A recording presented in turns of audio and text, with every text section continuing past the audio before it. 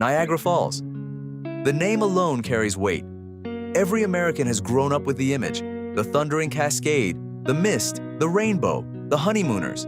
6 million cubic feet of water crashing over the edge every single minute. Now forget the postcard. Walk 3 blocks east from the falls on the American side, past the state park, past the souvenir shops, past the casino that was supposed to save everything. What's on the other side isn't a tourist district.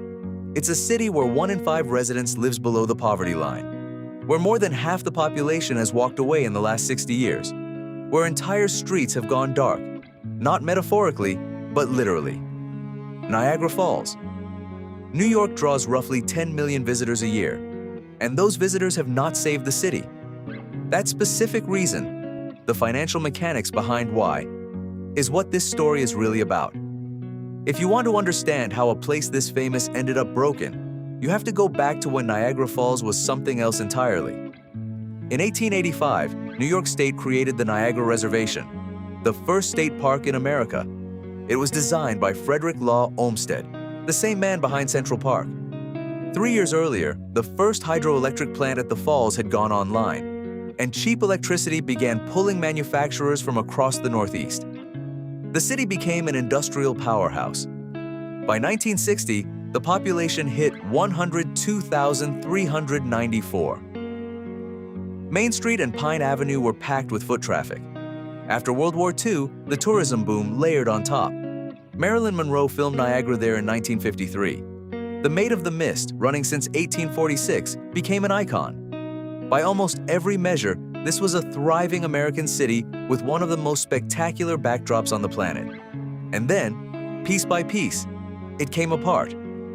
By the late 1960s, factories began closing. Workers followed the jobs out. The manufacturing base that had made the city competitive simply dissolved. The city tried to replace factory wages with tourist dollars. What they actually created was a different kind of dependency, one that would take decades to fully understand. By 2020, the census counted 48,671 residents, less than half the peak, a slow bleed across 6 decades. But before the economic slide fully set in, something happened in the late 1970s that permanently altered Niagara Falls in a way no tourism strategy could undo. Starting in 1942, the Hooker Chemical Company buried 21,000 tons of toxic waste in an abandoned canal on the city's southeast side. 82 chemical compounds, including benzene and dioxin, were packed into drums and sealed under clay. In 1953, Hooker sold the land to the local school board for $1. A single dollar. The school board built an elementary school on top of it. By the late 1970s, the chemicals were seeping through, into basements, into yards. Children had unexplained burns. Miscarriage rates in the neighborhood were alarmingly high. The evidence mounted until it became impossible to ignore. President Carter declared Love Canal the first human-caused environmental emergency in American history. Over 1,000 families were relocated. The cleanup took 21 years. Occidental Chemical eventually paid $129 million in settlement. The name Niagara, which had meant wonder for 2 centuries, now also meant poison. That's the kind of thing that doesn't wash out quickly, from a city's soil or from its reputation. Be honest. When you heard the words Niagara Falls before watching this, did you think about Love Canal? Most people don't. Most people didn't know.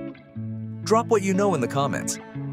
Even without Love Canal, the city had structural problems baked into its geography and its own decisions. The first problem, Canada. From the Ontario side, visitors get the full sweep of Horseshoe Falls, 792 meters wide, unobstructed.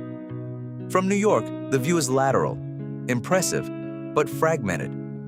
Canada built around that advantage. Hotels, restaurants, Clifton Hill, the Skylon Tower, wine country 15 minutes out. The population of Niagara Falls, Ontario tripled during the same decades. The New York side lost half its residents. Hotel rates on the Canadian side run 30 to 40% higher. Not because the hotels are better, but because people simply want to be on that side.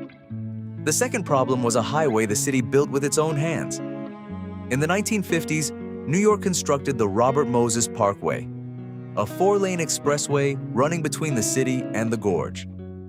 Tourists drove directly to the falls on a road that bypassed downtown entirely. Congressman Brian Higgins later called it a barrier between Niagara Falls neighborhoods and arguably the most magnificent waterfront in the world. It took until 2020 and roughly $50 million to tear it out, 60 years to undo one bad decision. And then came the crisis that is still playing out right now.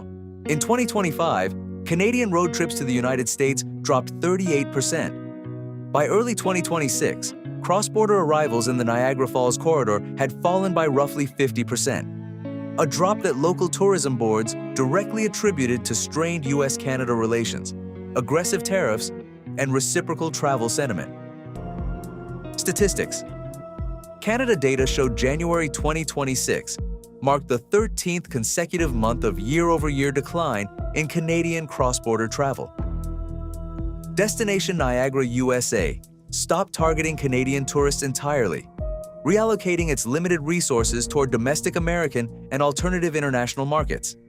That is not a minor adjustment.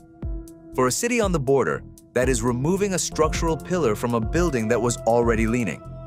Here is the part of the story that most people never hear, and once you hear it, you will not forget it.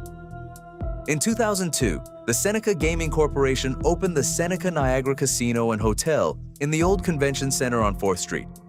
Under the compact, the Seneca Nation received exclusive gambling rights in the region. In exchange, 25% of slot revenues went to New York State, with a portion flowing to host cities, including Niagara Falls. For Niagara Falls, that meant roughly $12 to $14 million a year. That number represented approximately 30% of the city's entire operating budget. The casino didn't just help the city, it was the city's financial spine. The compact's 14-year payment period ended in 2016. The Seneca stopped making payments. The city's budget, $91.4 million in expenditures against $80 million in recurring revenue, buckled. Governor Cuomo sent $12.3 million in emergency relief.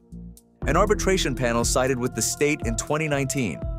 The Seneca Nation began depositing the 25% slot revenues into an escrow account rather than paying New York directly. In March 2022, New York State froze the Seneca Nation's bank accounts. 3 days later, the tribe released $564 million. Here is where the story turns. On the exact same day that $564 million was recovered, Governor Hochul announced that $418 million of it, nearly 3/4 of the entire sum, would go toward a new Buffalo Bills stadium, 20 miles away. Niagara Falls got a fraction. City Councilman Chris Vocchio put it plainly. If you drive down Pine Avenue or up Main Street and look around, it is hard to imagine $564 million went through this community. Which side are you on here? Should that money have stayed in Niagara Falls? Or was the stadium deal defensible? Say it in the comments. I want to see where people land on this. The compact expired in December 2023. No new deal was reached. Payments went back into escrow. By late 2024, New York State stepped in to advance host cities their estimated casino revenue. But the underlying dispute remains unresolved. The city next to one of the most famous waterfalls on Earth is still, as of now, waiting to find out if it gets the money to operate normally. To be fair to the facts, the state park drew 9.5 million visitors in 2024. Traveler spending in Niagara County exceeded $1 billion. The parkway is gone, the gorge is accessible, and developers are buying parcels on Main Street.